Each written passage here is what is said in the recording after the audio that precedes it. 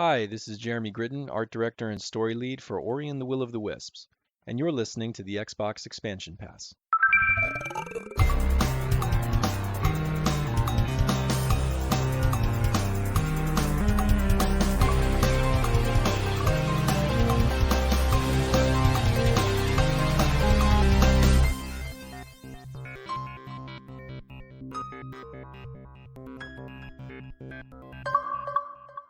Welcome all to episode 69 of the Xbox Expansion Pass, recorded on Sunday, February 7th, 2021.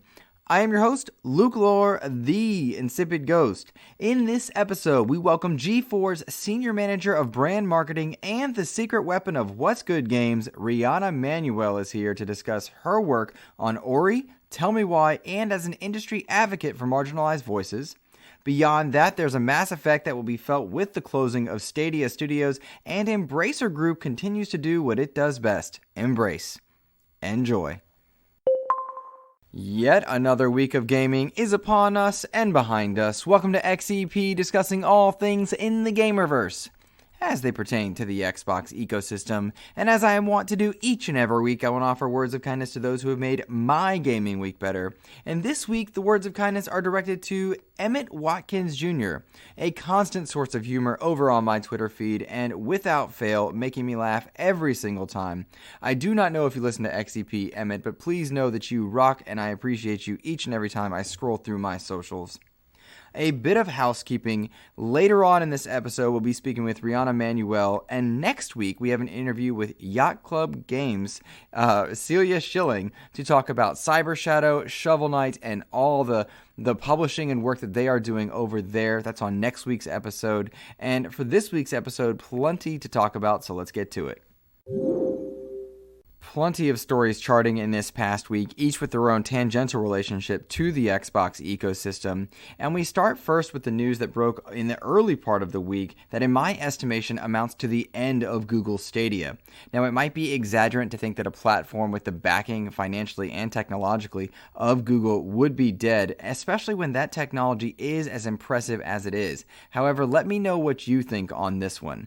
Stadia announced that it's no longer going to develop games, and this was done so in a blog post from Stadia head Phil Harrison, a name you might know from other failed projects with Sony and Xbox.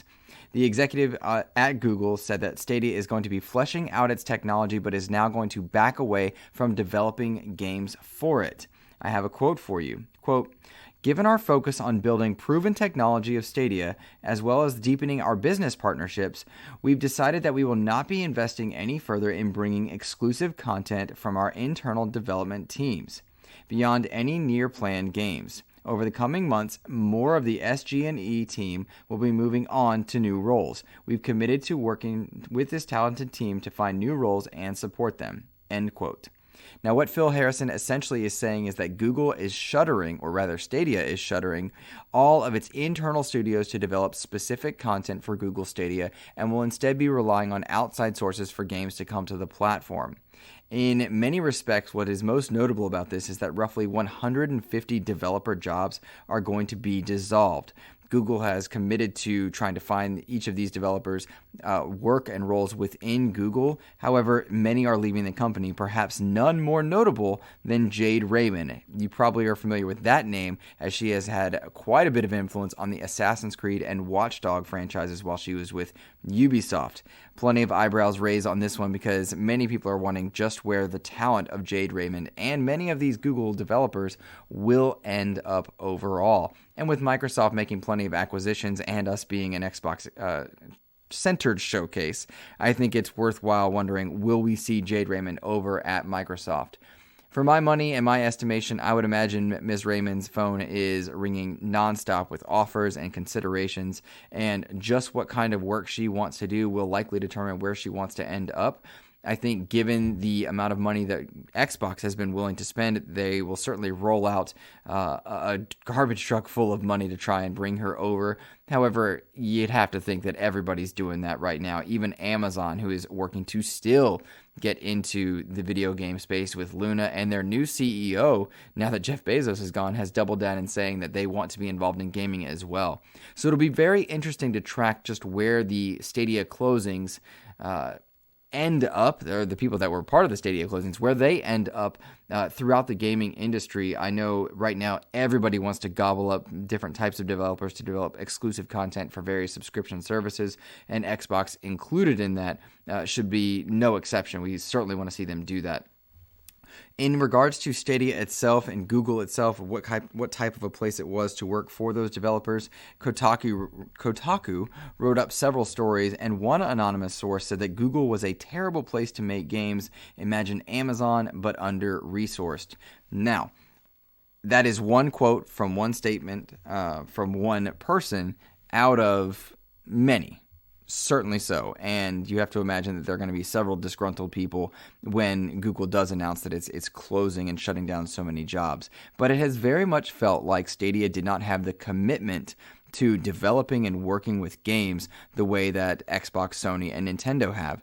The technology of Stadia, perhaps most closely mimicked by that of xCloud, was impressive, and as a method to deliver games to people on more screens, you certainly can't take anything away from that. But it felt like Google always was dipping their toe in but never committing to the actual process, whereas Microsoft has doubled down on using that xCloud technology.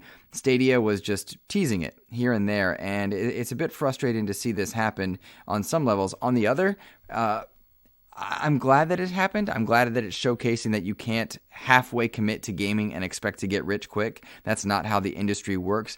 Nintendo has long time proven their success by doubling down and committing to what it is they do best and then innovating on it. Sony, the same thing. And Xbox has been a mainstay since 2000 as well.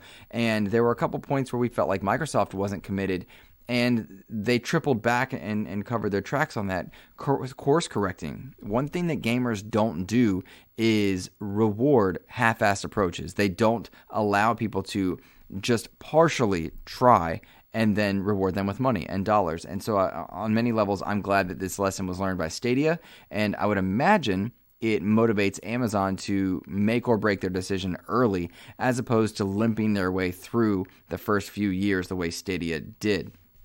Lots of people wrote in with questions on this one, and it's important to note that Stadia and Stadia Pro platforms are going to remain open on this in the wake of that news. Everybody's going to be able to keep playing games if you purchase them on Stadia. The tech is not going away. It's the development services. Now, on to a few questions. I think we're going to snag this one from Assemble Show. He says, do you feel Stadia will be around in 2 years, or with the news of the game studios shutting down, is it just inevitable that they will shut down? Also, is there any room in the market for more game streaming services with Steam, xCloud, and PlayStation? Thanks. Assemble, great to hear from you, man. Your content's rocking over on YouTube. You rock, dude.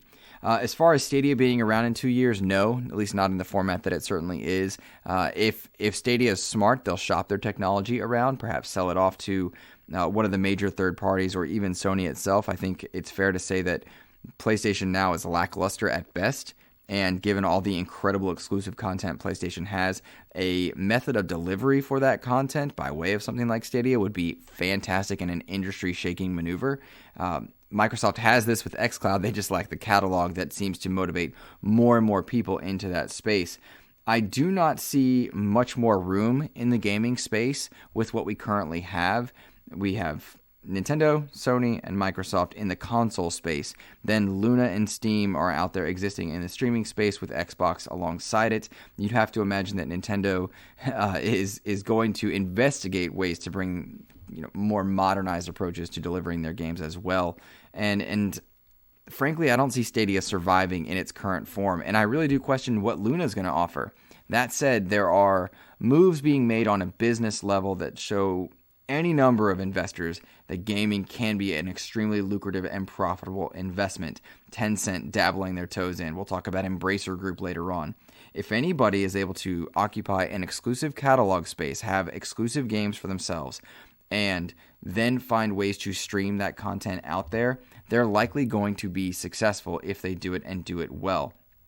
Epic Game Store is a good example of this. Nobody thought that anybody could conquer Steam or do anything in that space. They thought that Steam had a lock on the PC delivery space. Even GOG Games couldn't seem to touch Steam. Epic Game Store came in, moved mountains, brought exclusive content.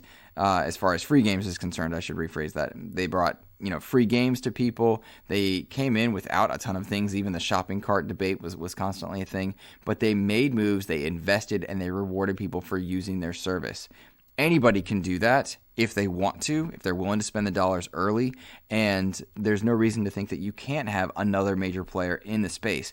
That major player, though, has to commit. It can't be this half-hearted attempt to win people over and think you'll get rich quick. So, industry shaking in many ways. I have to imagine that Stadia is going to fade away, but that technology will be a mainstay overall. I'm curious really how this impacts YouTube.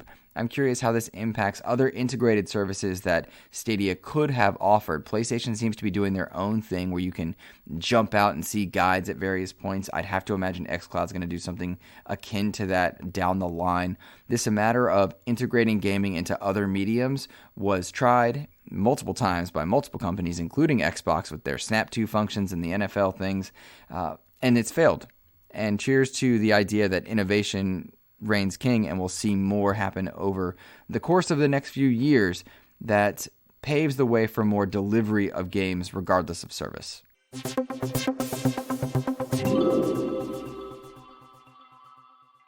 My verbal pun at the top of the show notwithstanding, Mass Effect made moves and ranked quite highly on the news categories this past week with the announcement that their Legendary Edition would be releasing on May 14th for PlayStation 4, Xbox One, and PC. And of course, we can be playing that on our Xbox Series S and X's or PlayStation 5s by way of backward compatibility. Interesting to note that they did not or are not putting the resources into a Series S or X upgrade for now, and that it will simply be an Xbox One game with these remasters therein. My understanding is that the first Mass Effect is going through the most changes with upresing and the reworking of UI and gameplay elements to bring it more up to date than the others, which had less work to do, and that of course makes perfect sense given the release dates of them. Clint Combs wrote in on this one. He says, "I can't wait to get back into the world of Mass Effect. I hope this edition is good and it's a start for BioWare to redeem themselves." Clint, I couldn't agree more. I fully agree that BioWare does need a comeback and it needs to be good. This collection of games, all three games under one umbrella with every single DLC available, save Pinnacle Station, which, pretty interesting story. Pinnacle Station is from the first Mass Effect, and while they were able to get their hands on the code was corrupted, and it would have taken another 6 months of work to get that last DLC therein to Mass Effect 1. That said, I'm ecstatic for this because I really didn't get into Mass Effect when it first launched, simply by way of the timing of when it came out, the type of game that it was at the time. Some of the obtuseness of RPGs in the old version 360 era just didn't quite click with me when I first played them. And the idea that I can now jump in and play Mass Effects 1, 2, and 3 from the same launcher, the same way I can with Shovel Knight and all the Shovel Knight games, Halo with all the Master Chief Collection, and Hitman 3, it is an enticing thing, and I'm really in on that idea. And for $60 to get that many hours of goodness, I am absolutely there for. There is also a physical version of this collector's edition that doesn't come with the game, but I did buy it. I bought it because it comes with this incredibly cool N7 helmet that I am just so in on, and I'm ready to be a part of the Mass Effect universe. I often joked with my friend Kev, who loved Mass Effect. I would constantly be like, "Oh, Mass Effect sucks," when knowing full well that it didn't. It just never clicked with me when it first launched. And then by the time I was mildly interested in Mass Effect 3, I went back to play Mass Effect 1, and it aged very poorly. And so I'm really excited for this remaster and re-release with updated UI and graphics. We saw a lot of side-by-sides from the originals to the Legendary Edition, and the game looks great. And this is just the perfect way for players like myself or anybody else that lapsed or didn't get it at the first time, or for new players entirely, to dive into Mass Effect. I will say this and beat this drum loudly that When you have every game available or many games available in a story arc under one launcher, there is just something attractive to it, and I'm very much there for it. I'm curious, are you guys interested in the Legendary Edition? Are you interested in going back to the world of Mass Effect? Are you going to be new to it? Please let me know on Twitter at InsipidGhost or email me, insipidghost@gmail.com. I love reading those emails, getting those DMs. You guys are the best. I'm excited for Mass Effect. This is the right year for it, for me to be diving in. I'm excited.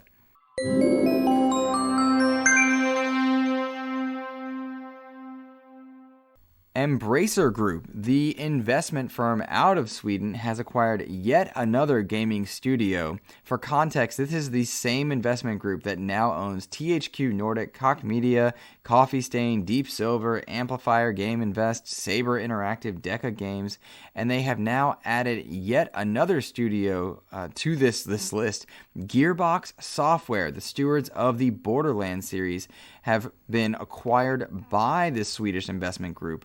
And this sale was valued to be $1.3 billion. And there's a lot of thoughts that I have on this one. First and foremost, Embracer Group just seems to be gobbling up properties, studios, IP whenever they can. It is wild just how much is falling under this Embracer Group umbrella. You've seen Tencent do stuff like this. Microsoft's been bringing tons of people under their own umbrella.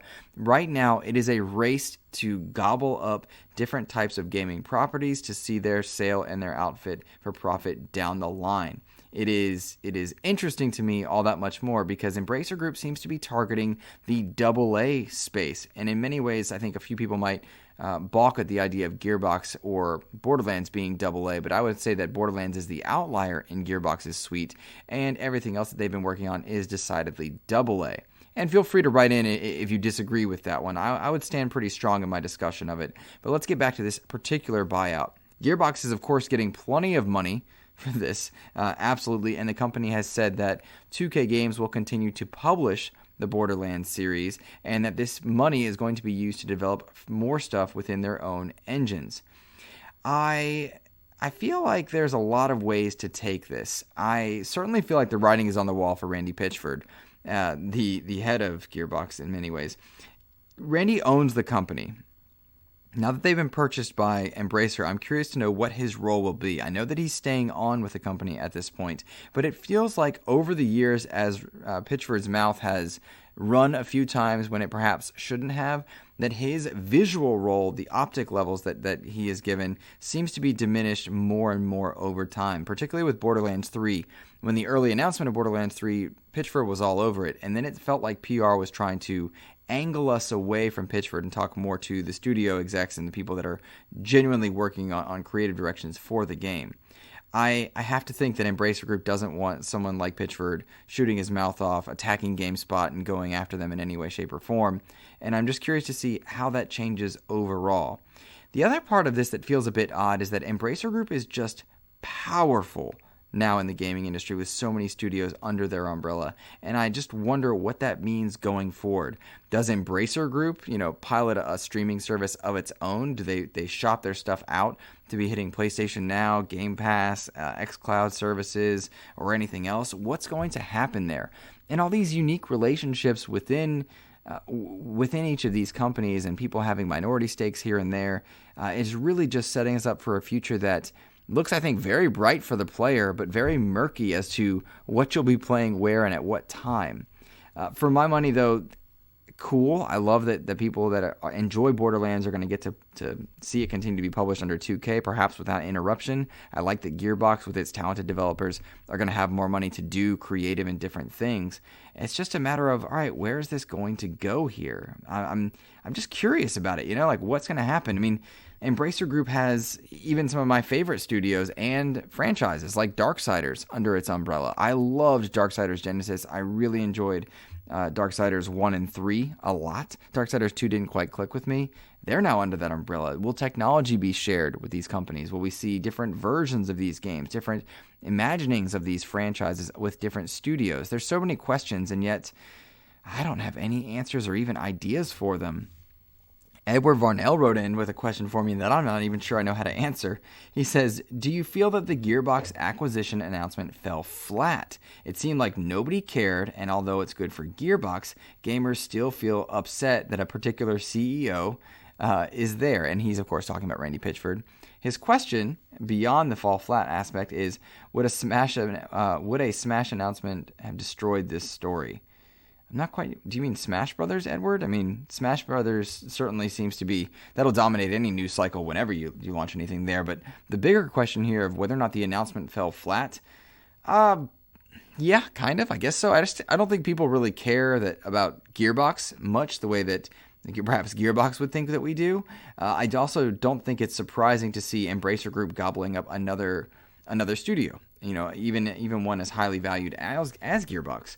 What's interesting more, though, are the questions that I've listed already. What happens to the companies, to the technologies? What happens to the various roles of the developers, the CEOs?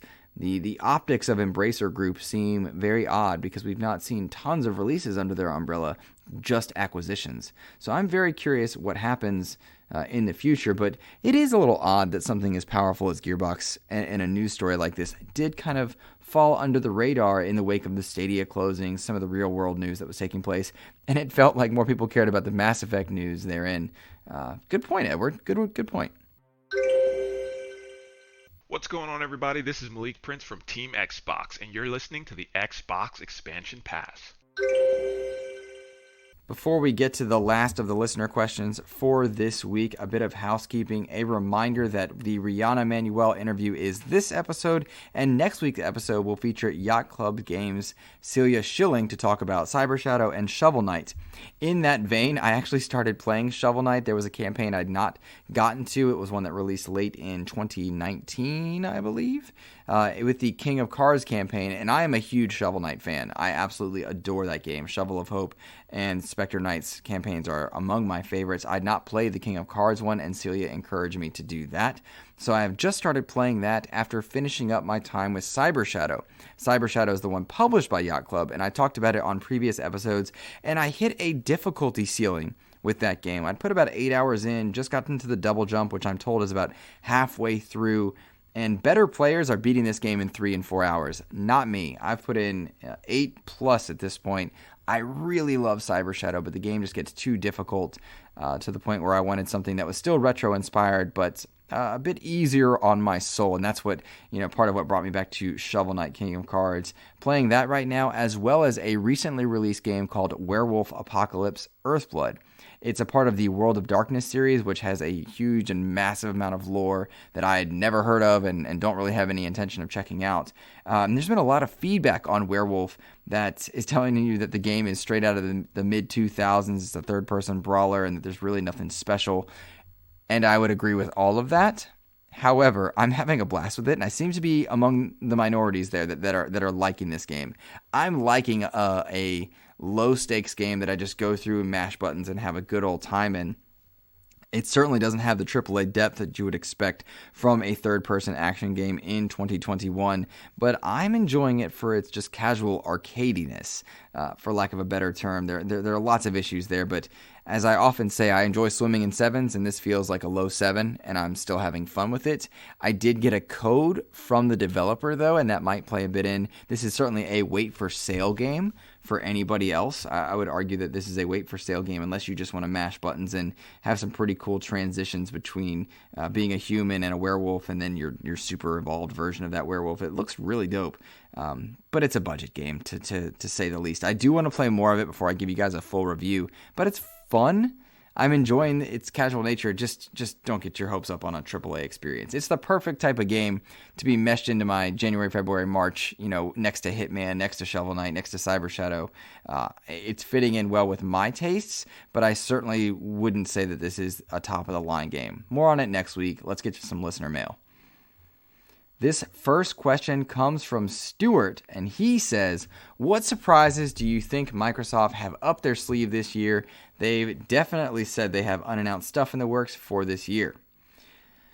Oh man, Stuart, well, they have to have more than Halo Infinite, and it cannot be only news stories that revolve around acquisitions. I'd fully expect something out of the Forza series, but even then, Forza doesn't move the needle, nor does Halo in the ways that we are talking. What they need is something outside of Gears, Forza, Halo, and other established franchises. They need something new. The big question, though, is that where and when is that going to be coming? Will that happen in 2021? And from what studios will it be from? They've certainly acquired lots of studios, Stuart. They have the developers to do it, but we don't have any reliable information on what's coming this year, whether or not any of those will be AAA efforts. And I don't see anything that's going to move the needle for units for Xbox Series S or X's after we've outpaced the initial demand for them in like waves 1 and 2 of what we're seeing right now. Because right now, Series S's and X's and PlayStation 5s, they're selling like hotcakes faster than they can be produced. But eventually that will die down, perhaps as the pandemic pressures release, as more vaccines get out there, or if we see a reduction in stress numbers and flattening that curve and people are able to get out of their homes, gaming may become less important and less pivotal, thus reducing the amount of demand. But I don't see anything that moves the needle as far as Xbox AAA exclusives beyond Halo Infinite and Forza, and even then I don't think they do the job that we're talking about here. They need a reinvention, a God of War style thing, and they need something that moves the needle that is new and fresh, the same way that Horizon Zero Dawn was on the PlayStation side. I think State of Decay 3 looks great.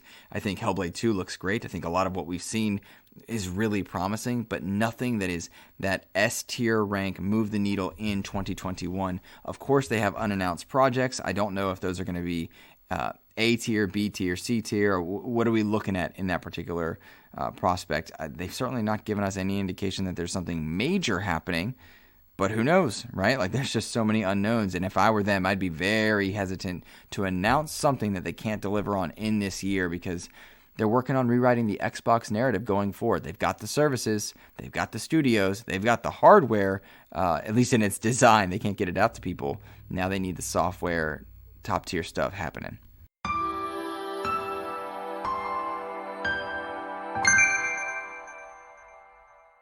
This next question comes from my man Eric J. EC Jackson on Twitter. He says, "Hey bro, with Sega back in the rumor rotation, gamers tend to focus more on the big acquisitions. With so many talented indie developers out there that are often overlooked, what do you have one that you think would be great for Xbox's roster? As a Joe Madureira fan, I am partial to Airship Syndicate." Eric, that is a fantastic question. A lot of the ones that I would have wanted them to gobble up are already taken. Moon Studios would have been the top tier one in that respect there. However, your statement about Airship Syndicate, and for any listener that's unaware, they made Darksiders Genesis and Battle Chasers, I believe it's Night War. That would be a wonderful addition. Currently, they exist, I believe, under Embracer Group with THQ Nordic. I certainly have not taken the time to look that up and confirm it at this time, but I love that idea. Darksiders Genesis was one of my favorite games of last year. I just adored that game and what it did for Darksiders, and I would love to see the talent behind it end up in an Xbox-specific space. You also have to wonder if the closing of the Stadia studios will bring people over in there as well. The developers of Journey of the Savage Planet, Alex Hutchinson, great game that came out everywhere but then was gobbled up by Google and now is likely released by Google. I'd like to see them grab him as well. That'd be a good one, but that's a good question. We get it often, and really and truly, it rotates from week to week, Week to week, it seems to do that. But yeah, I like your idea of Airship Syndicate. If they could wrestle away the talent there, I'd be all for it. I think they're stuck under THQ, though. Let's do one more listener question before we talk to Rihanna. This last one comes from Famous Seamus, the most famous Seamus ever that I have ever met myself. And he says, with the Mass Effect Legendary Edition coming out, are there any more games that you want to see remastered?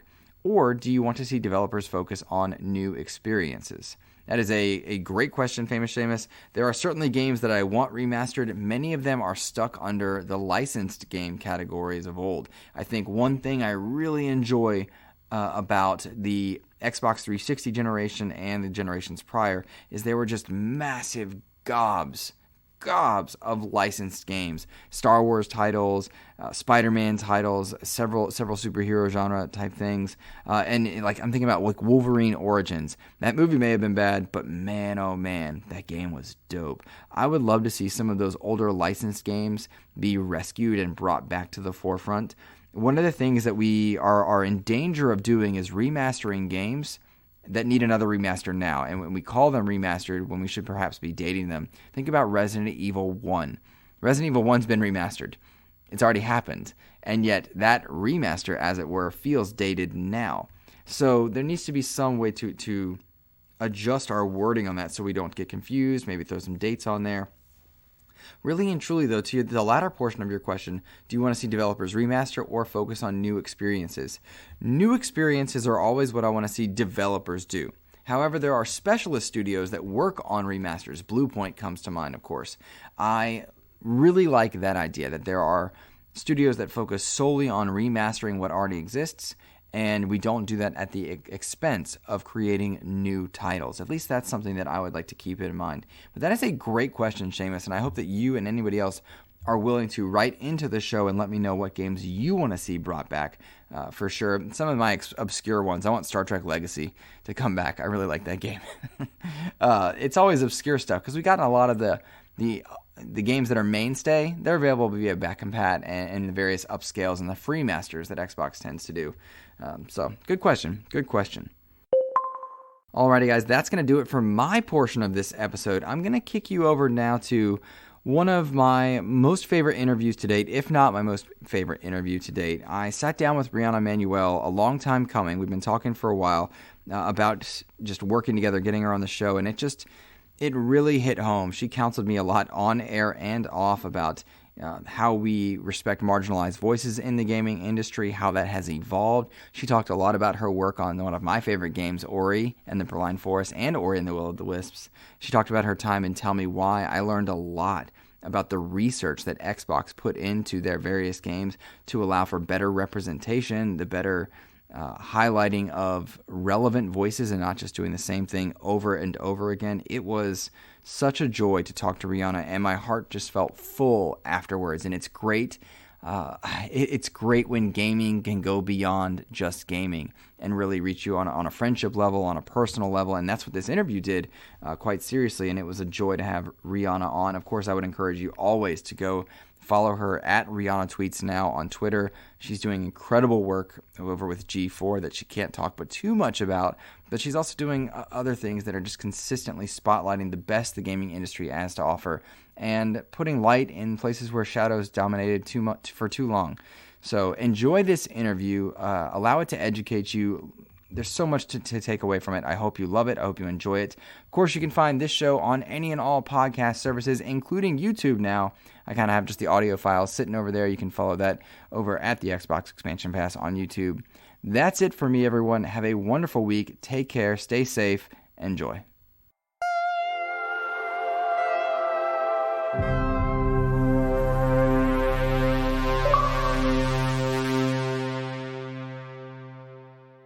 Alrighty, today we are very fortunate now to be joined by someone described as the secret weapon of What's Good Games, a product marketing manager of Xbox for Ori and Tell Me Why, and now the senior manager of brand marketing over at G4, a woman of many hats, Riana Manuel. Hi. Hello. It is hard to do an intro for someone who is as diversified a portfolio as you, and so I am I'm so pleased to have you here. Thank you for joining me. Thanks for inviting me. Like I was saying before we started recording, we've been going back and forth on Twitter for quite some time now, so it's nice to finally get a conversation on the books. I am thrilled to have it. It is a wonderful way to end cap my week and to let listeners learn more about you, and that's kind of our focus today. Riana, how did you decide or make the move to get into the gaming industry? Yeah, it's actually a little dark, I guess. So many people don't know, I came from healthcare, and I went to school for healthcare. I got my master's in health information management, worked for University of Pittsburgh Medical Center in the insurance side, and wore many hats over in that realm as well, and was completely miserable. I went in initially wanting to make things better for people, make a positive change in our very flawed system, and try to do some good. But I was realizing more and more that I wasn't able to do that in the positions that I held. So I sort of put a blast out to all of my friends and family saying like, hey, I want a career change. I want to move away from Pittsburgh, because this was post grad school. All my friends had left town. I was ready to completely uproot my life and start over. And my sister-in-law actually sent a message back saying like, hey, I know you like games, and this team over at Xbox is looking for new hires for project management. And I said, hey, let's set up a meeting. And I met with them. And long story short, in 2015, I started over on the international project management side, doing localization for lots and lots of games. So the way I got into games was honestly out of desperation and a need to really point my life in a direction where I felt good again. And I did it. And I'm really happy I did. When was this? Like, kind of what year roundabouts was that? Yeah, it was end of 2014 was when I started really looking in earnest for a change and a new scene. And 2015, I want to say like the first week in January, got the job, sold my car, and moved from Pittsburgh to Seattle.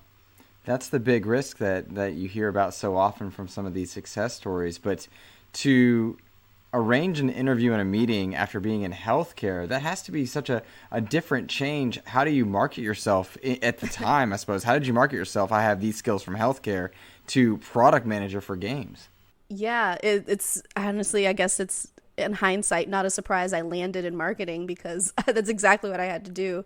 I had to pull on all of my transferable skills, both hard and soft, and figure out what about managing systems and putting in place new technology for healthcare companies translated into releasing games. And honestly, it came down to software. I was working in software, doing testing, doing quality assurance checks. It was a very, very easy translation for me.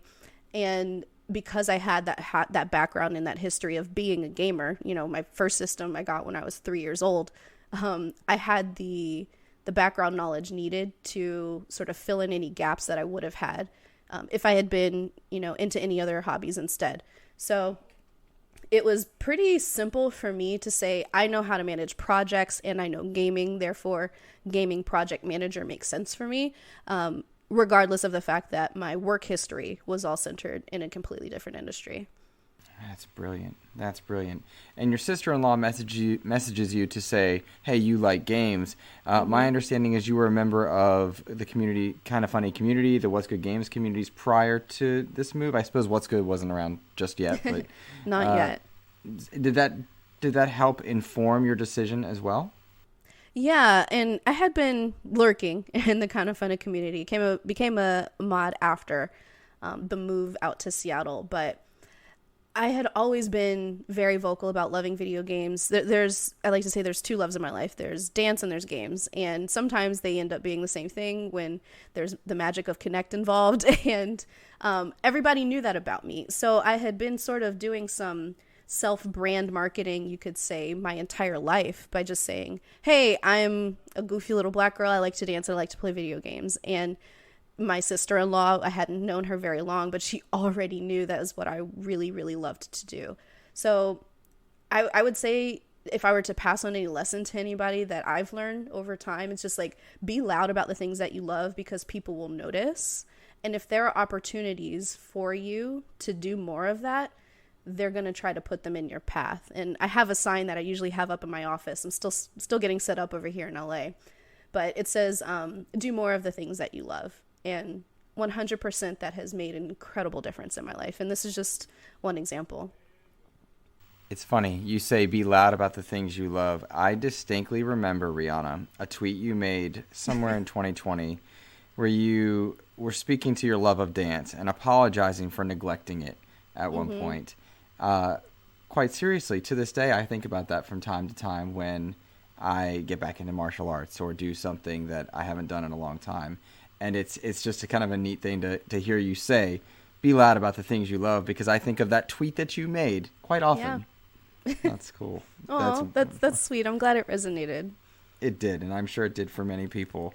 You say you said Xbox, and I imagine many ears perked, of course, being that this is the Xbox expansion pass. I would say that I learned of you from your work with Don't Nod and Tell Me Why, probably several of those product marketing manager positions that you took there. Yeah. You've told me how you ended up at Xbox, but what does a product marketing manager do? It's a fair question because, in most corporate jobs, if you've never been around it or worked with that position, it's gobbledygook, right? It's just kind of a black hole of like, I don't know, they go to work and they type stuff and then they think they get paid for it. And it's more or less what it is. But at Xbox, at least, the product marketing manager is responsible for telling the story of why a video game that they're responsible for marketing is cool and fun to play, and trying to talk to the people who would be interested in it so that they know about it. That's kind of the pedestrian answer. The more in-depth answer would be I plan marketing activations, come up with cool things that would get the word out about the game, look at the progress on the game and try to predict when there would be stuff to talk about to the public, like when demos would be ready, when people could expect DLC, for instance, if it was a game like Sea of Thieves. And, just get that conversation going with folks who would be fans. I like to make the distinction. I am a marketer. I am not a salesperson. I'm not trying to sell anyone anything. I'm trying to tell them what they would like about something. And I find that I have an easier time with that conversation rather than saying like, oh, everybody should play this game. Pretty much no game should have everybody as a fan. It wouldn't be very good, in my opinion. Unless it's something like Fortnite or Minecraft where you just make your own game out of it and it's basically just a creation tool, or Dreams, for instance. But if I'm looking at the position of product marketer, it's really just telling folks what's cool about something so that they can get access to it and enjoy it, and then continuing to tell that story to more and more people who would be interested. That's interesting. I had not thought of the difference between salesperson, as it were, and marketer. But being so specific about, hey, if you like X, you will like Y. Am I on the right track with that idea? Yeah, absolutely. That's the audience segmentation reporting, that what you just explained. Well, that is the coolest thing. Y'all hear that? I just did audience segmentation reporting. That is You got awesome. a knack for it. You're natural. There we go. So, Ori and Tell Me Why. Did you work on Ori first, I'm guessing? Yeah, so I worked on the first story, actually, Blind Forest, as the localization producer, and went to a few different places in Microsoft and marketing, and then came back to the gaming side to start working on Will of the Wisps. And I came in the beginning of 2020, surprisingly. It was a very short amount of time, but I did a lot. And the very first thing I was tasked with was executing... Oh, I remember. One of the very first things I was tasked with was executing this huge launch party down here in LA, where we had moving walls with all of the backgrounds from the actual game, like actual scenes from the different levels in Will of the Wisps. We had themed drinks, different people walking around with cocktails that had, the dry ice smoke coming out of it. We had the leaves coming off of the ceiling to make you feel like you were in the forest. And we had a live owl there as a photo op. It was pretty amazing. And something like that, compared to what I did before in the first story, where I was literally managing the translations and all of the age ratings, was very different. But I would say that my love for marketing Ori and for working on it as a PM was the same. And lots of games are fantastic, but Ori is a very, very special property. The spirit and the love that the team has developing the Ori games is unmatched. I haven't seen anything like it. If you're not aware, the first story had a very small team, and they were folks who collaborated internationally. They were all over the world, and they hardly ever met in person. So they were actually in sort of like a quarantine situation that we've struggled through for the past year. The whole time they were making both games, and it's impressive that they are able to pull it off the way they have, and they have true masters of their craft on that team. And God, I just honestly, I can't say enough nice things about it. please know that Ori holds a special place in my heart. Audio listeners, everyone's an audio listener. I'm holding out my little Ori guy that I think I see on your shelf behind you. Yes. I bought this guy because and it thrills me that I get to tell you this, I've used Ori in the Blind Forest and Ori in the Will of the Wisps in my classroom to teach nonverbal storytelling. And to teach to teach environments and tone and mood to middle schoolers, because those two games master it without using words. And there's something brilliant about that. I also remember those same. I feel like I saw social media posts about that event that you're talking about, the bamboo special stuff. So you worked on that. That's really cool. Yeah, I worked on that. I was there. Obviously, I'm not the only person responsible. Sure. Huge effort from lots of folks and an amazing team. And when you get to be a part of experiences like that, and unfortunately due to COVID, we weren't able to fly out all the devs to that event to meet the fans, which was one of the big parts that I was excited for. It's really great to see people feel the magic of something in real life that most people only get because they understand video games. And at that event, we had press, we had, some high profile people around LA, people who maybe wouldn't play Ori and feel the way you and I do about it, but they were able to feel the way that we do when we play those games, right? And that's something that I really appreciated getting an opportunity to be a part of as a marketer, is bringing what I love about something to life for other people who wouldn't otherwise understand it. That's brilliant. And we were fortunate to have Jeremy Gritton on the show as well to talk about the story and the elements of that, and that's just really neat. But you worked with I would argue, equally intense emotional experience with Tell Me Why. And goodness, what challenges arise when working on a game that has such a social importance, such as Tell Me Why? And feel free to expand on what Don't Nod's project was about for listeners. Yeah, absolutely. So Tell Me Why is a game from Don't Nod. It features two twins, Tyler and Allison, and they have spent a number of years apart due to a traumatic event in their childhood and come together to go through the belongings and get ready to sell their old family home. And honestly, at the core of it, it's a story about family. It's a story about returning home, rekindling those relationships in whatever way makes sense for you.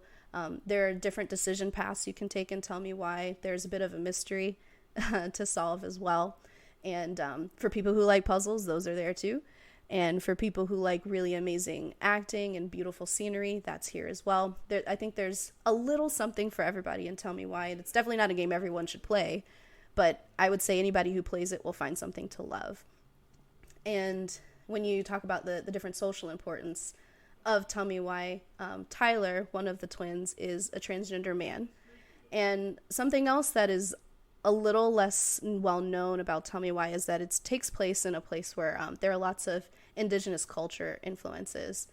And one of the things that I think is so incredible about Don't Nod and the Microsoft publishing team is they actually spent the time, the money, the energy to go to Hoona, Alaska, and to study Tlingit culture. They sat down with the elders of the village, spoke with the local police chief.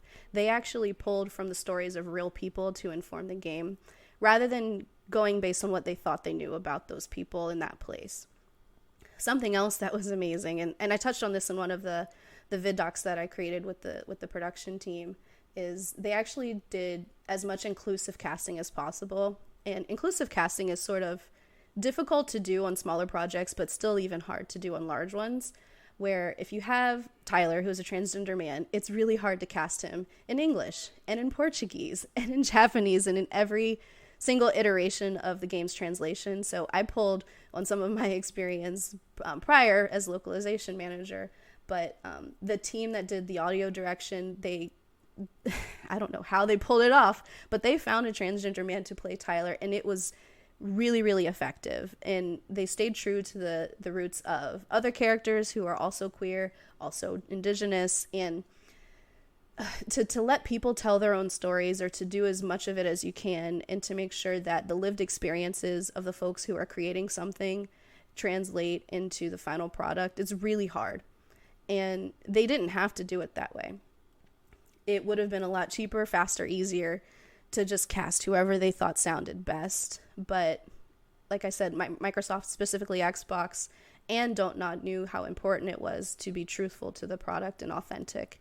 And it's something that you don't see a lot, and I hope it's something we see more of. And one of the best pieces of feedback we got, as the marketer, I saw all of it, was this is, I think they said, the new gold standard in representation. And that's something that I think the team is really proud of, and they should absolutely hang their hat on. I would certainly think so. You touched on stuff that even I didn't know within there, particularly about the indigenous cultures.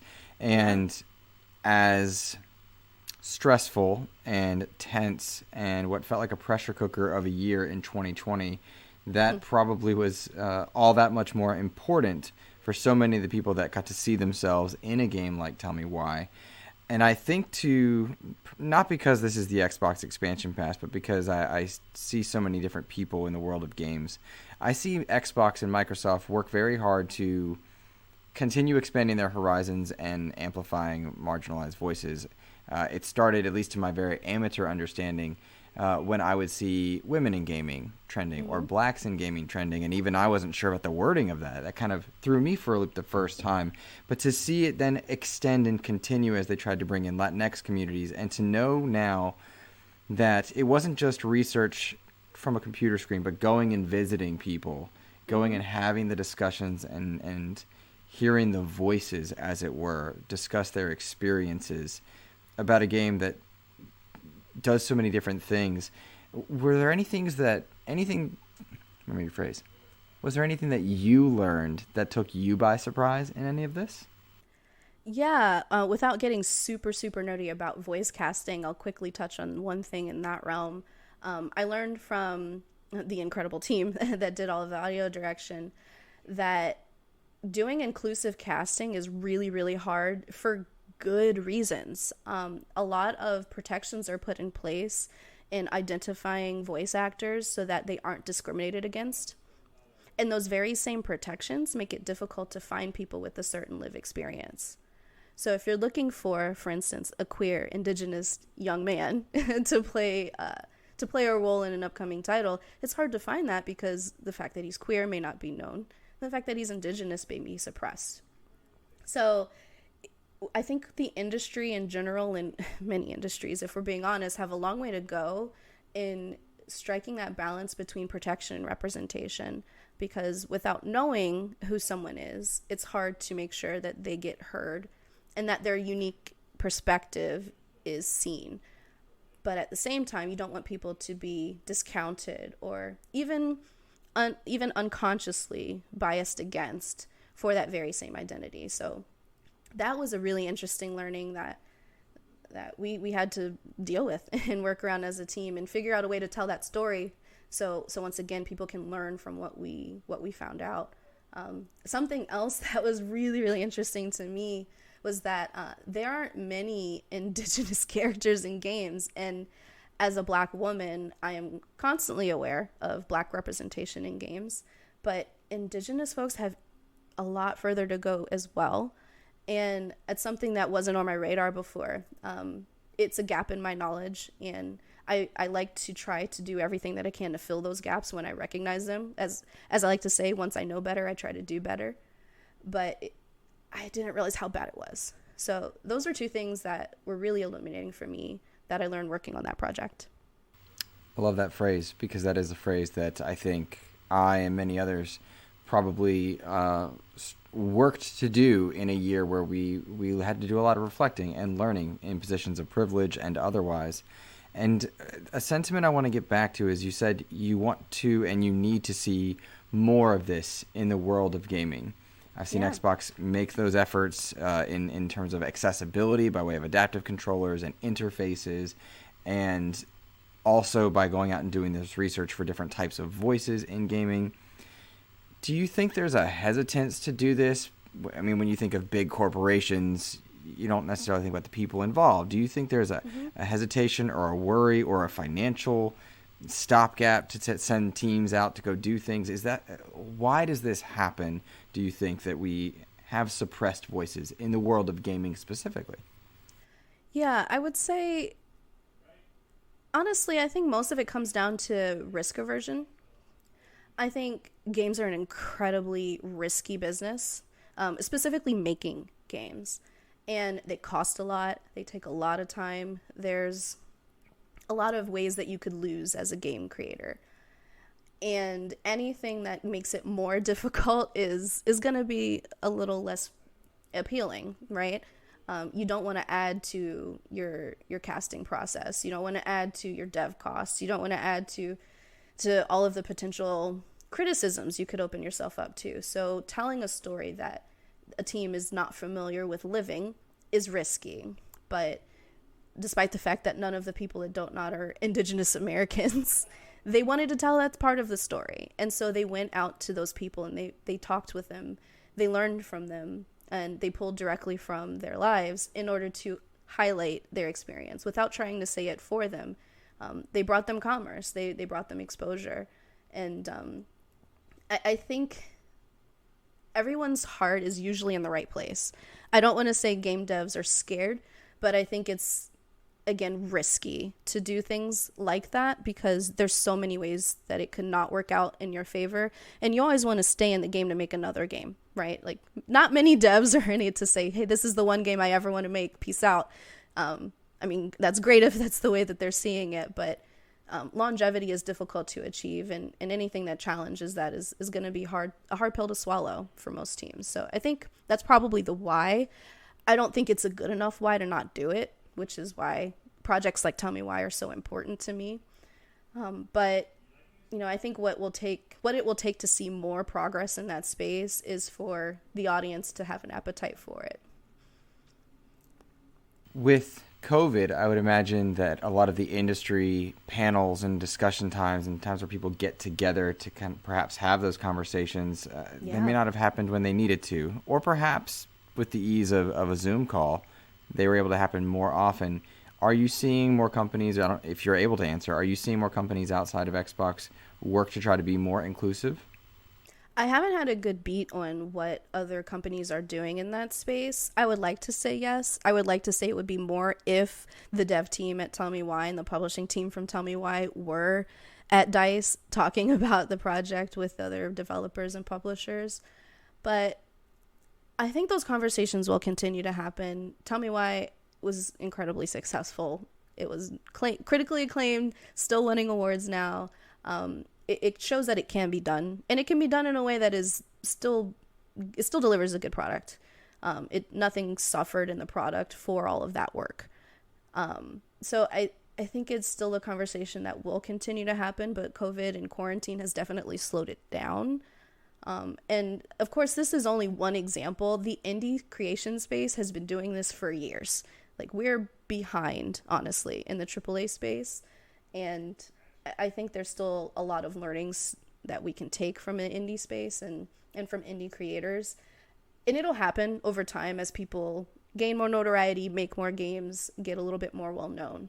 And then hopefully it just becomes something else that we talk about and not a new thing. Mm-hmm. Man. Equally important, but perhaps not in the same vein of Tell Me Why, you have done an incredible amount of work at raising awareness for people of color in the gaming industry, working to amplify voices where necessary, call out injustices or suppression where you see it. That had to be an extremely stressful, and probably is a still stressful thing to do in a tumultuous year like 2020 and now 2021. I suppose I don't have a specific question, Riana, apart from asking you to speak a bit on the importance of this and whether or not you found some of these efforts successful and where your heart is at this moment with that. Yeah, I would say absolutely. I've seen these efforts become successes in certain spaces. I won't touch on politics, but I know in gaming, it has made a difference. Voices like mine and many others who came before me have been heard, and that was evident even in just like the list of creators that we touched, that we reached out to for Tell Me Why, for instance. We had way more Black creators, way more queer creators on our list. We worked with influencers that had never engaged with Xbox before, and those relationships have been very, very beneficial both ways. And I think that helps open the door and open people's minds to do more than the usual, do more than what they're used to, work with people who they don't know already. And as I said before, the gaming industry is very risk averse sometimes because there's so much to lose. So it's easy to lean on those friendships and relationships that you've had for years if you're a PR person, if you're a marketer, if you're a publisher, even if you're a dev. And you want to collaborate with folks you're comfortable with. And it's difficult to work outside of your comfort zone in any industry, but in games even more so. So I think this year, in the efforts that I have made a difference in opening people's minds, opening people's circles, and really encouraging people to, as you said, challenge their preconceived notions or their previous beliefs, because we're never going to be right about everything, and we're never going to get everything 100% right. So it's okay to start wherever you're at, but once you know better, you should try to do better. And I think that is happening more and more as people are forced to sit with themselves more often in quarantine. And I think we have seen some strides. I think Black History Month looks a little different this year than it had before. I think representation outside of tentpole months is looking a little different than it has before. I'm seeing people who know what intersectionality means now, and I don't have to explain it. Afro-Latinx is not a term that people need to be explained anymore. So I think we're getting better. I hope it continues when things open up again and when the world comes back. I've noticed a lot of the repercussions and the ripple effects of those various efforts, because creators that I've been following for years, white creators, were talking about it in learning and adjusting their verbiage. And it was something that I'd seen many of them already doing in response to some social issues, but all that much more when it came to people of color. And I'm now hearing from content creators, analysts, people of color, beyond just the two or three, you know, the two or three who are wonderful human beings, but it was always the two or three. And now it's more, and it's continuing to broaden my horizons in the best ways. And I love it selfishly because I get to show off these creators to students, to young people, to young girls, to young boys who have any number of ethnic backgrounds, social backgrounds, demographic backgrounds, coming from any different place. It's brilliant. And so I'm appreciative of those efforts, to you and to all the people that you've partnered with on various levels to do that. It's appreciated. I lose my words in those types of moments. I apologize. No, that's okay. It is a little bit of an emotional moment. People are amazing, and I'm one of those folks who believe in the genuine goodness of most people. Some people have some things they need to work on, but in general, most folks are trying to make the world an okay place for them and the ones they love. And some folks have reached out to me saying that seeing me speak out and hearing messaging that I like to perpetuate, and learning about sites like June Justice, or figuring out, like, can I play that is a Twitter account that they should follow if they have someone in their life who has different accessibility needs for gaming. Like, I love bringing people to information that can make their lives better. That's ultimately all I've ever wanted to do. And to hear that I am doing that, it touches me. It really does. So thank you. Thank you for sharing that. You're welcome. I'm taking notes on the stuff that you're mentioning that I don't know. June Justice is new to me. This is wonderful. I think I know, but things I need to learn more of, and I'm appreciative of. Perhaps I can lighten the mood, though, for us before we close out tonight. There are a couple more that I have for you.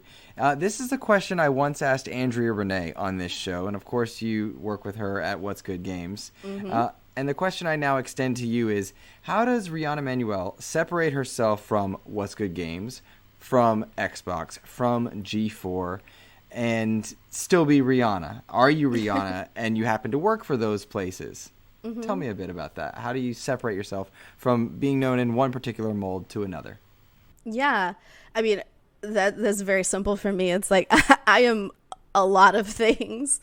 And a former Xbox employee, a member of What's Good Games, employee at G4. Those are only parts of me. Also a big hair enthusiast. I've been doing my own hair for the last 10 plus years. I love dancing. I love choreographing. I like making off-color jokes when I'm not on podcasts. There's a lot of stuff to me, and I like sharing that. And I've been doing that more and more often as I started streaming on Twitch this year, because I've been told by many people that I should stop hiding parts of myself from the world, and I'm trying to work on that.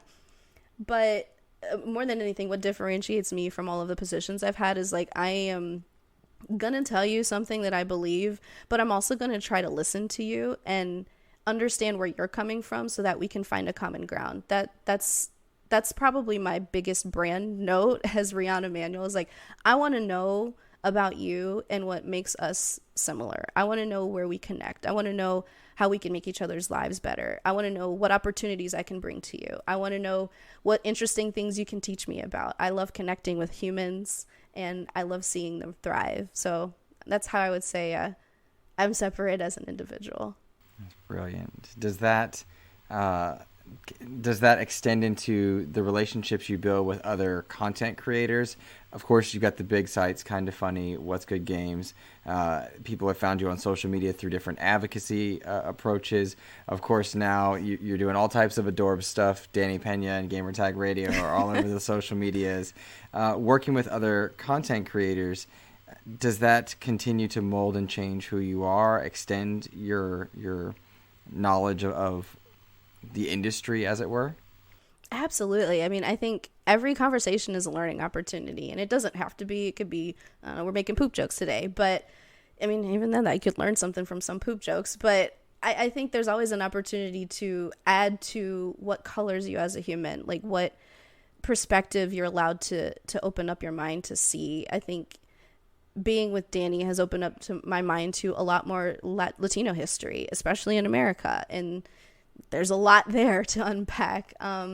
Being friends with someone like Andrew Renee has opened me up to a lot more in the LGBTQ space. She's brought up by two queer parents. Like there's a lot of things that I learn from every person that I meet and that I work with and that I integrate into my life. And I can't imagine living any other way. I can't imagine talking to somebody and not finding something fascinating to learn from them. Like it's sort of, it doesn't exist for me.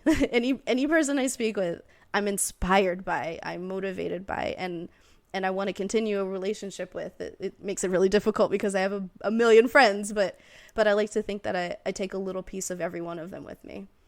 That's lovely. I love hearing that. And I might actually be ruining this conversation when I now ask, because other people we solicited questions, and I feel like some of these relationships that you've built with people might be coming back to haunt you here. Yeah, I can guess which one you're talking about. Tell me, why is NSYNC the best band, best boy band, and maybe, how this story came about? Okay, here's what's going down. TL Foster on Twitter, amazing human, wonderful, wonderful person, and I have a back and forth about boy bands, and this was born out of a moment where I did a guest appearance on his podcast Live from the Pool House, and along with Honeychild, and at the end I did mention that on a previous episode that I listened to, I thought they had the wrong take on the best boy bands, and it has not stopped since. TL has been hounding me about NSYNC from that moment, and I will say now, I have a lot of very, very loved boy bands, but the actual definitive answer is New Edition. That is the correct answer. And TL can fight me on that the next time we're allowed to see each other post-COVID. But it's mostly just a fun back and forth for him to tease me and to jerk my chain, and I love the kid. He's very, very talented. Again, TL Foster. And yeah, that part of him is definitely going to live on in my mind for the rest of my life for sure.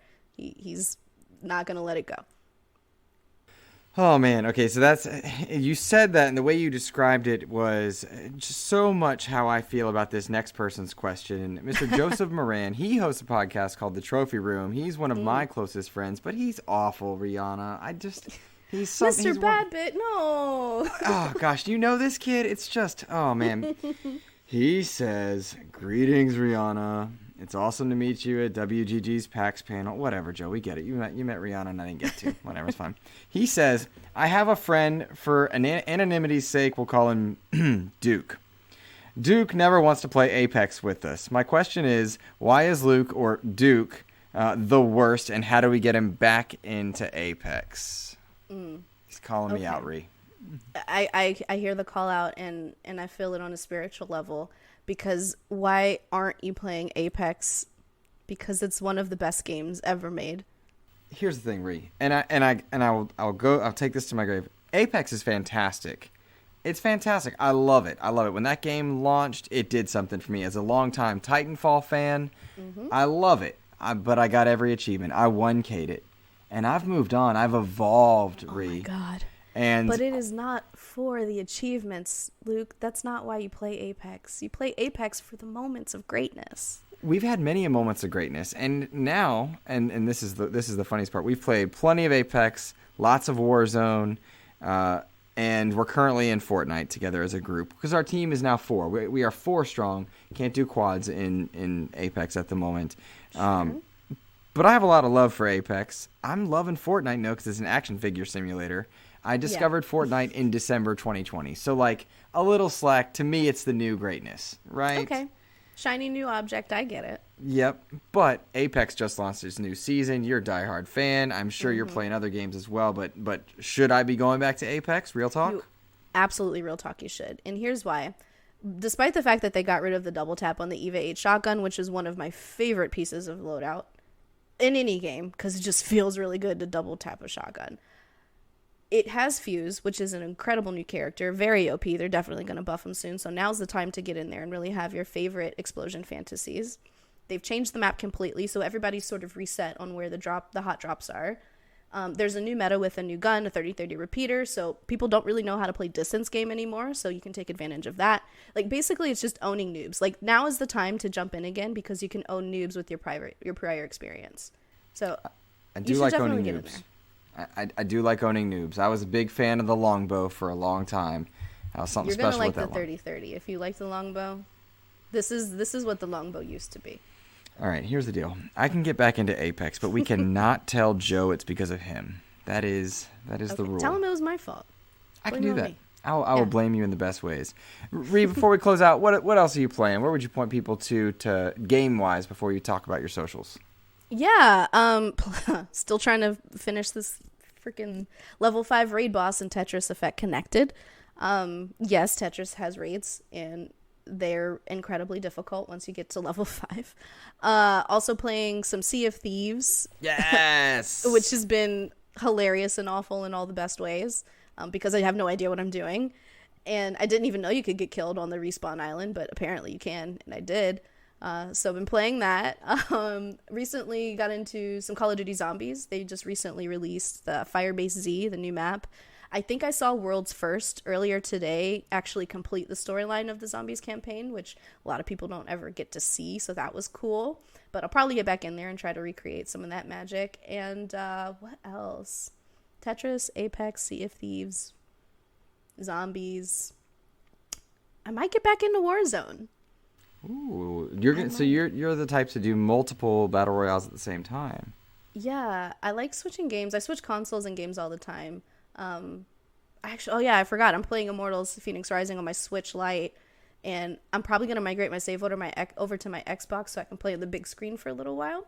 But yeah, I play more than one BR at a time. I play more than one shooter at a time. I like to try to keep my brain agile because it's getting up there in age and definitely feeling the years, but it's fun to switch it up and have different friends for different games sometimes and see what you can bring to each experience that's new based on, what you played before. So I think it makes me a better gamer.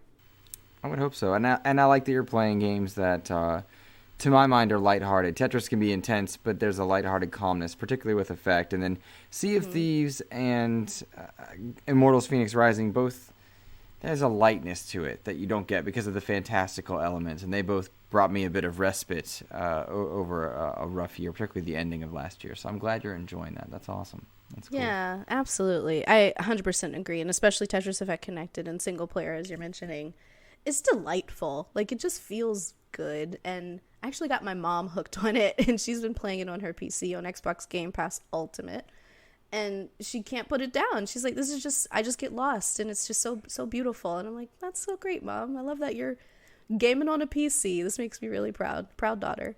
That's awesome. That's so cool. Well, I've kept you for a long time. We didn't even touch on G4. We need. I suppose I'll ask you to say that in some closing, but let people know where they can find you, where they should look for you in the future, and if you want to mention anything about G4 or whatever you're able, feel free. Yeah, sure. I'll do it in reverse order. So G4 is a gaming network. It was a thing back in the day, and it's going to look way different now. But essentially, it's just comedy with a gaming habit. And we've recently launched B4G4, which is us doing what we can in COVID, since, it's difficult to get production crews safely recording right now. And so we're doing some lower level lift videos. We're releasing them on YouTube primarily, but we'll also be doing some live streaming stuff. And we're looking for feedback. Like, let us know who you want to see on the shows, who we should be talking to for talent, what games you want us to play. Like, talk to us, because we're listening. Like, we're all just sitting here at our computers anyway. So, hit us up on Reddit, hit us up in the Discord. It's g4tv.com/B4G4 for all of the FAQs and links to the YouTube channels. And yeah, let us know what you think. That's sort of what this time is for. As far as where you can find me, always at Twitter, Riana Tweets Now. That's RIANA Tweets Now. I post all kinds of stuff there, like, maybe a goofy poop joke here and there, and definitely educational tools and things to share for activism and inclusion, but also just like my love of WandaVision and random stuff I see on the internet. So give me a follow, and then I will always tweet when I'm going live on Twitch, and that's at Riana Twitches Now. There's a theme here. And I'm kind of sticking to whatever I want to play at the time, so I'm not going to say I'm any type of streamer, but I'm usually going to be playing games. Danny Godfrey from Gamertag Radio, have discussed maybe doing a dance stream where we teach people how to salsa or merengue. We're going to work on that because DMCA is difficult to work around. But yeah, you can see all kinds of stuff on my Twitch channel as well. Riana Manuel, thank you so much for joining me today. This was a pleasure. Thanks for having me. Honestly, I'm really glad we finally got to talk, because it's been a long time coming.